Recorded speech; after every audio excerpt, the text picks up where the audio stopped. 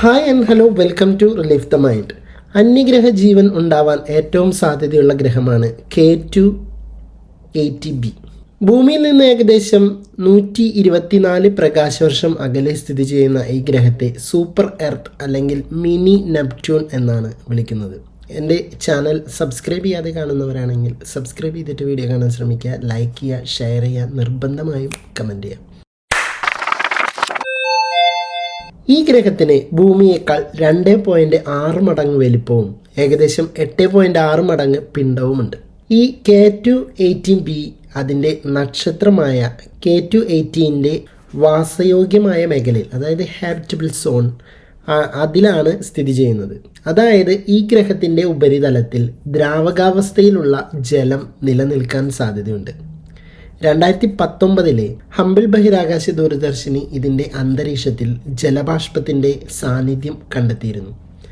പിന്നീട് 2023 25 James Webb ബഹിരാകാശ ദൂരദർശിനി നടത്തിയ നിരീക്ഷണങ്ങളിൽ ഇതിൻ്റെ അന്തരീക്ഷത്തിൽ കാർബൺ ഡൈ ഓക്സൈഡ്, മിഥേല് എന്നീ തന്മാത്രകളുടെ സാന്നിധ്യം കണ്ടെത്തിയിട്ടുണ്ട്. ഈ കണ്ടെത്തലുകളിൽ ഈ ഗ്രഹം ഹൈസിയൻ വേൾഡ് ആയിരിക്കാനുള്ള സാധ്യത വർദ്ധിപ്പിക്കുന്നുണ്ട്.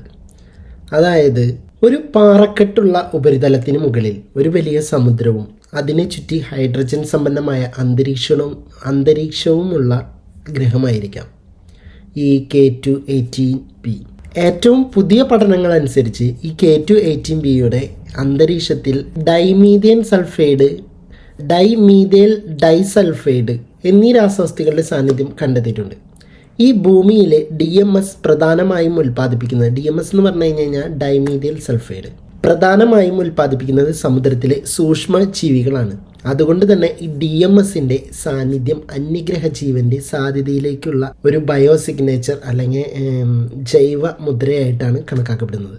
2025 ഒരു സംഘം ശാസ്ത്രജ്ഞർ ഈ ഗ്രഹത്തിൽ ജീവൻ ഉണ്ടായിരിക്കാൻ 99.7% സാധ്യതയുണ്ടെന്ന് അവകാശപ്പെട്ടിട്ടുണ്ട്. എന്നാൽ ഒരു ശാസ്ത്രീയ കണ്ടെത്തലായിട്ട് ഇത് അംഗീകരിക്കപ്പെടാൻ കൂടുതൽ ഉയർന്ന 5 സിഗ്മ വിശ്വാസ്യത ആവശ്യമുണ്ട്. DMS ജൈവ പ്രവർത്തനങ്ങൾ കൂടാതെ രൂപപ്പെടാൻ സാധ്യതയുണ്ടെന്നും ചില ശാസ്ത്രജ്ഞർ ചൂണ്ടിക്കാട്ടുന്നുണ്ട്. എന്നിരുന്നാലും K2-80bയിലെ DMSൻ്റെ അളവ് ഭൂമിയിലേതിനേക്കാൾ ആയിരക്കണക്കിന് മടങ്ങ് കൂടുതലാണെന്ന് കണക്കാക്കപ്പെടുന്നുണ്ട്.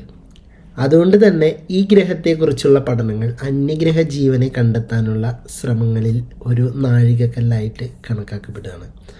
അപ്പോൾ എൻ്റെ വീഡിയോ സബ്സ്ക്രൈബ് ചെയ്യാതെ കാണുന്നവരാണെങ്കിൽ സബ്സ്ക്രൈബ് ചെയ്തിട്ട് വീഡിയോ കാണാൻ ശ്രമിക്കുക, ലൈക്ക് ചെയ്യുക, ഷെയർ ചെയ്യുക, നിർബന്ധമായും കമൻറ്റ് ചെയ്യാം. അടുത്തൊരു വീഡിയോയുമായി വീണ്ടും വരാം. ബൈ.